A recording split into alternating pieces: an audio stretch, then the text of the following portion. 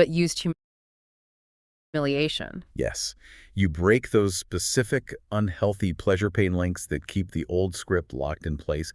It's more of an intellectual restructuring. To allow emotional release. Exactly. It helps neutralize some of the confusing emotional energy tied to those other people. Okay, so we've broken the historical link by reliving and breaking state. We understand the positive intent behind our own behavior and found alternatives. We've reframed the intent of others. Now what? Now we move into the real driving engine for change. Step 7. Which involves going back to pain. Again! Yes, but this time it's the future pain. The source calls it overt and hitting pain. No. You have to harness the power of avoidance. You really connect to all the suffering the problematic behavior is causing now and project it forward. What will it cost you professionally, socially, physically if you continue this pattern for the next 5 years? 10, 20. Oh, wow. That visualization of the inevitable negative future has to become a powerful, visceral deterrent. Really feel it. So that imagined future pain becomes the motivation to change now. Yes, because the cost of staying the same suddenly feels astronomically higher than the temporary discomfort of actually changing. That makes sense. It fuels the motivation. Precisely. And that motivation fuels step 8, Yeah. the future anchor step. An anchor, Right a there. trigger. Exactly. You create a simple trigger, could be mental, could be physical, that you intentionally activate in the future. To do what? It's designed to cause just enough instant psychological discomfort connected to that future pain to stop you from starting the old problematic behavior. Okay, give me an example. If my old habit is reaching for my phone instead of starting a tough work task. The moment your hand moves towards the phone. The anchor fires. That's the idea. Maybe you consciously squeeze your thumb, and as you do it, you vividly bring to mind the worst future consequences you just imagined.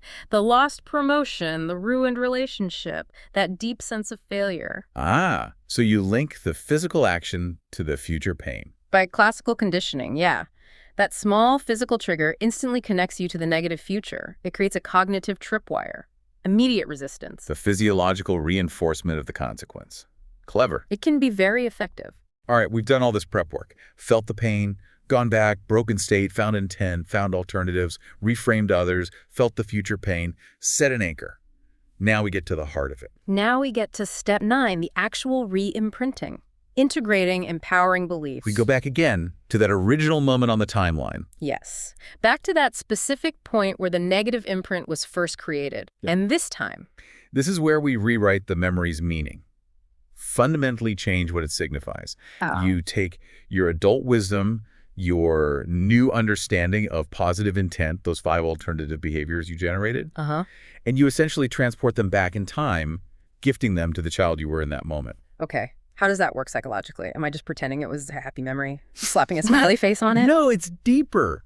You're not erasing the event. You can't change what happened. Right. But you can change the conclusion the child drew from it. Yeah. That's the key. So you give the child the new empowering belief. Exactly. The child who felt humiliated doesn't just suddenly feel okay. They now understand through your adult perspective. That the criticism wasn't about their inherent worth. Right. It wasn't a fundamental flaw. It was maybe a temporary external event or an opportunity to learn, or even just a reflection of the teacher's limitations. So the child internalizes a new script. Instead of, I am not good enough. They might integrate, I can choose to speak with confidence, and external reactions don't define me, or whatever fits the situation. And the child chooses this new meaning. Yes.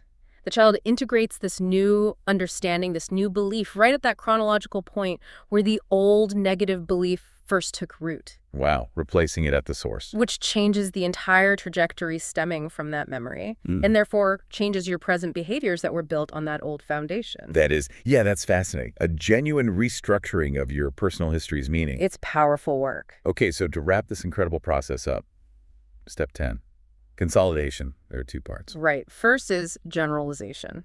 Well, just because you shift a belief in one specific context like that classroom memory doesn't mean it automatically applies everywhere else in your life. So you have to consciously check and ensure this new mindset, like I can speak with confidence, feels valid and accessible in all relevant areas. At work, with family, socially. Makes sense. You need it to stick everywhere it matters. And the final part. The final rehearsal. Future pacing. Like mentally practicing. Exactly.